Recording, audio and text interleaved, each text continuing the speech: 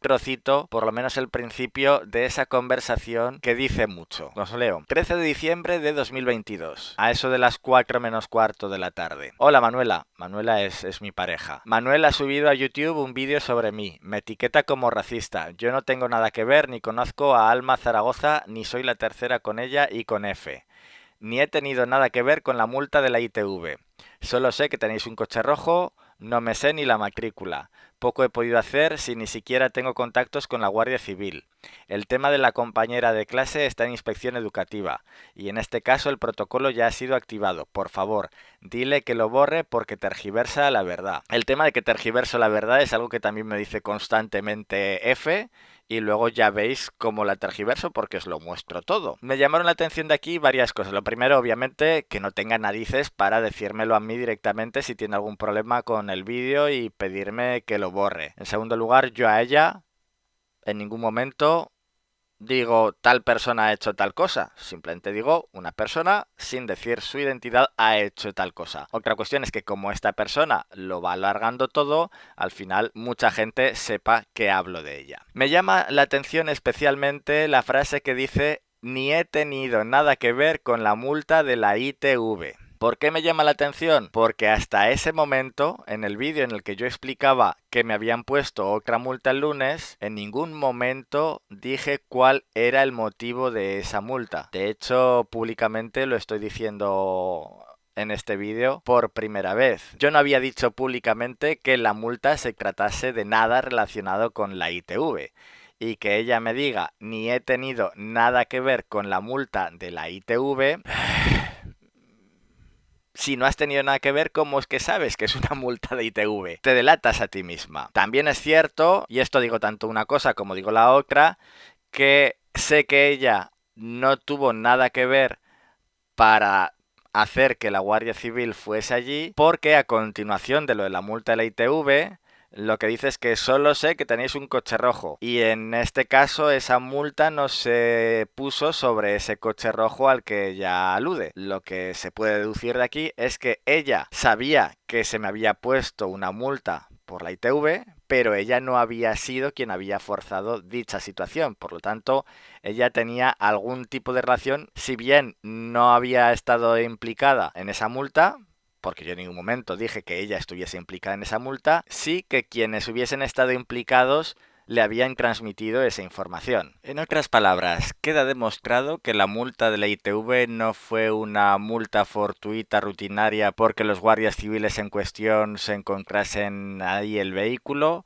sino que fue dirigida de manera persecutoria por alguien y muy probablemente ese alguien también pudiese estar relacionado con la filtración del enlace del vídeo en YouTube un día antes. Y si queréis más curiosas coincidencias, justo el día de antes de esos mensajes a mi pareja, el 12 de diciembre de 2022, publiqué un adelanto de lo que en principio iba a ser el tercer capítulo de la serie Los presuntos delitos de, en el que se iban a tratar sobre todo posibles delitos relacionados o bien con el medio ambiente o bien con el bienestar animal. Lo que pasa es que las circunstancias han forzado que haya decidido hacer este tercer capítulo y ese adelanto se tendría que tener en cuenta de cara al cuarto y posiblemente último capítulo de esta serie. En ese adelanto mostré lo que parece ser que podría apuntar hacia un posible delito de organización criminal en el cual mediante la ayuda de la ya desaparecida alcaldesa y el actual alcalde, la protectora que había cofundado Alberto Martínez Álvarez se llevaba un dinero en subvenciones de manera algo irregular.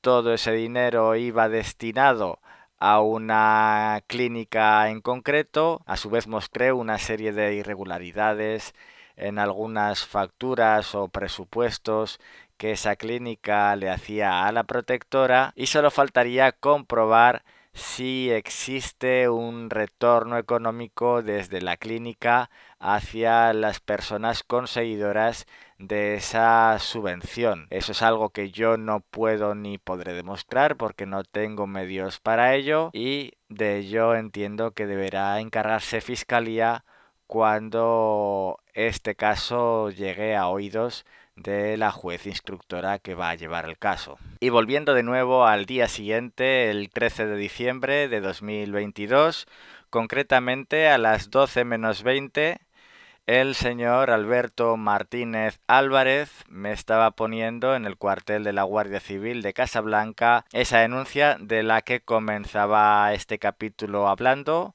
sobre acoso e injurias, que casualmente puso al día siguiente de que empezase a desvelar algo tan turbio sobre ese posible delito de organización criminal en caso de confirmarse que hubiese un retorno económico. Con esto ya os estoy diciendo que por contra de lo que he dicho a lo largo de este vídeo, lo que pasa es que no me voy a poner a buscarlo, sí que necesitaré abogado porque la manera en que ha inflado la denuncia ya exige que lleve un abogado. Y vamos a hablar ya por fin de esa denuncia con la que arrancaba este capítulo.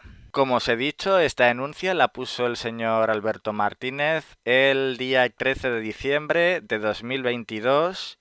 Sin embargo, no sería hasta el día 2 de enero de 2023, como habéis visto, cuando desde el puesto de Casablanca de la Guardia Civil se pusieron en contacto conmigo para llamarme a testificar allí al cuartel, negándose a proporcionarme los fundamentos en los que se sustentaba esta denuncia, y por ello les dije que no iba a ir, porque no iba a ir después de todas las cosas que os he mostrado que me hacen pensar mal de algunos miembros de la Guardia Civil. Pues yo no iba a ir porque estaba viendo que no tenía las suficientes garantías como para que se respetase mi presunción de inocencia, y además tampoco iba a ir sin tener conocimiento previo de a qué me iba a enfrentar, obviamente. Pues eso, como os decía, llama la atención que habiendo sido la denuncia puesta el 13 de diciembre, no fuese hasta el 2 de diciembre en que me llamasen para testificar,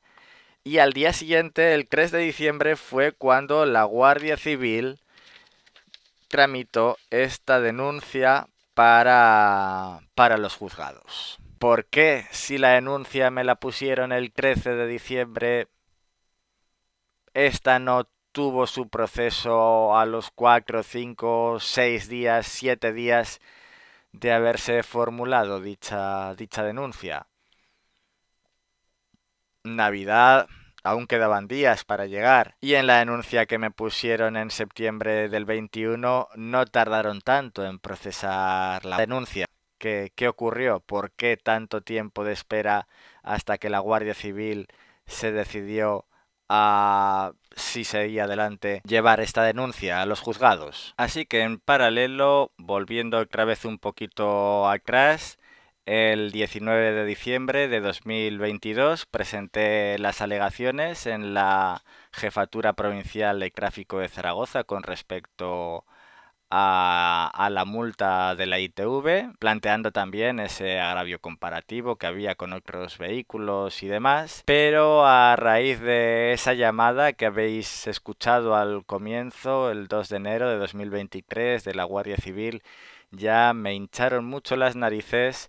¿Y qué es lo que hice? Pues lo que hice fue escribir tanto a Fiscalía, por tercera vez, por cierto, como al puesto de Casablanca de la Guardia Civil el miércoles 4 de enero, es decir, 2 días después de aquella llamada en la que yo creía que realmente no iba a tener recorrido esa denuncia. Ya es la tercera denuncia que me pone, la segunda que llega a sede judicial, y mandé un correo en el que, bueno, comentaba todo lo sucedido con esta multa, recordaba lo sucedido con las multas de entre octubre de 2020 y enero de 2021. Mostraba también otras fotografías que he ido tomando a lo largo de este último año en las que la propia Guardia Civil incumple las normas de tráfico, unas fotos muy bonitas donde los coches de la Guardia Civil quedan muy chulos. Y bueno, les reclamaba un poco explicaciones sobre todas estas curiosas coincidencias y reclamándoles que puedo, porque puedo vincular a Alberto Martínez Álvarez con todas esas irregularidades. Es un correo un poco largo, ya me conocéis, así que tampoco voy a meteros 3 cuartos de hora leyéndolo, porque daría para 3 cuartos de hora leyéndolo. Pero bueno, básicamente decir que este correo iba dirigido a la vez, en paralelo, tanto a la Guardia Civil de Casablanca, a la que además se le indicaba que aportase dicho correo como contestación a la denuncia interpuesta, cosa que no han hecho, y a la vez iba el envío a la Fiscalía Provincial de Zaragoza. Y también les indiqué que en ese correo ponía en copia oculta a personas de mi máxima confianza para que fueran testigos de ese correo y así garantizar mi seguridad. Hay que tener en cuenta que no son palabras menores. Sé que soy consciente de que estoy acusando de delitos graves a miembros de un cuerpo armado y hay que tener las correspondientes precauciones, hay que obrar con inteligencia. Las reacciones a ese correo electrónico no se hicieron esperar demasiado, pues si bien, como os he dicho, no se ha aportado ese correo a lo que es la denuncia judicializada en sí, pero el 12 de enero de 2023 recibí una llamada del puesto de casetas de la Guardia Civil. Como imaginaréis, llevo ya una temporada que cada vez que me llaman de la Guardia Civil preparo la grabadora y lo grabo todo. No me dio tiempo a coger el teléfono antes de grabar y llegué tarde por 1 minuto. Así que lo que hice fue volver a llamar 1 minuto después de que me llamasen. Les expliqué que había recibido una llamada de ese número, que que no sabía que querían y la persona que me atendió, muy amable, eso sí, pues estuvo preguntando allí en el cuartel si había alguien que me había llamado.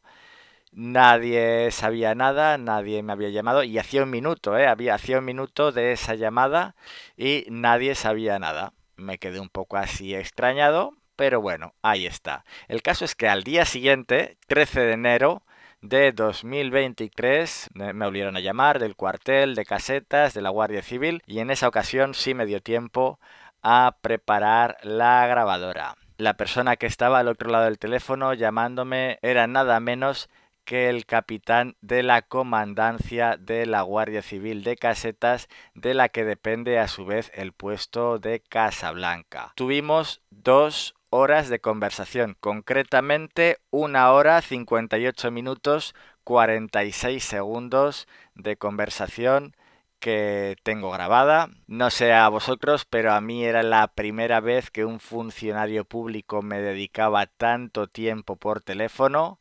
Estuvimos muy amable, eso sí, muy amable el capitán de la Guardia Civil, todo hay que decirlo, y bastante respetuoso en la conversación, a pesar de que al principio estuvimos chocando un poco y a lo largo de toda esa conversación le expliqué toda esta historia, la parte relacionada con la Guardia Civil desde octubre de 2020. Él insistió en que no había nada irregular, era una serie de casualidades, que eran cosas mías. Llegó a decir incluso que era mi opinión el tema de que 1 minuto tenga 60 segundos, un poco, ya sabéis, ¿no? Yo trato de aplicar la lógica y la deducción y este estaba todo el rato que si eran cosas mías, que si eran cosas mías, que si eran casualidades, que si todo se estaba haciendo bien, que si él no, que si él había hecho ya sus pesquisas y no había ningún guardia civil que él supiera que tuviera relación alguna con Alberto Martínez Álvarez, más allá de la profesional entre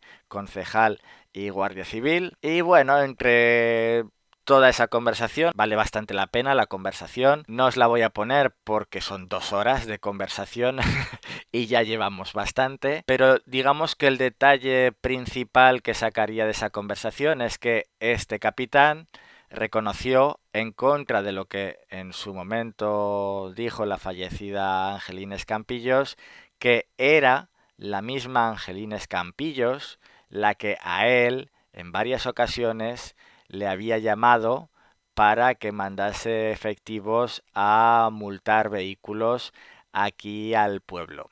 No obstante, a lo largo de la conversación, hablándolo, y dándole un poco los números de identificación, porque yo de eso no tengo ni idea, pero él como miembro importante del cuerpo sí, lo que él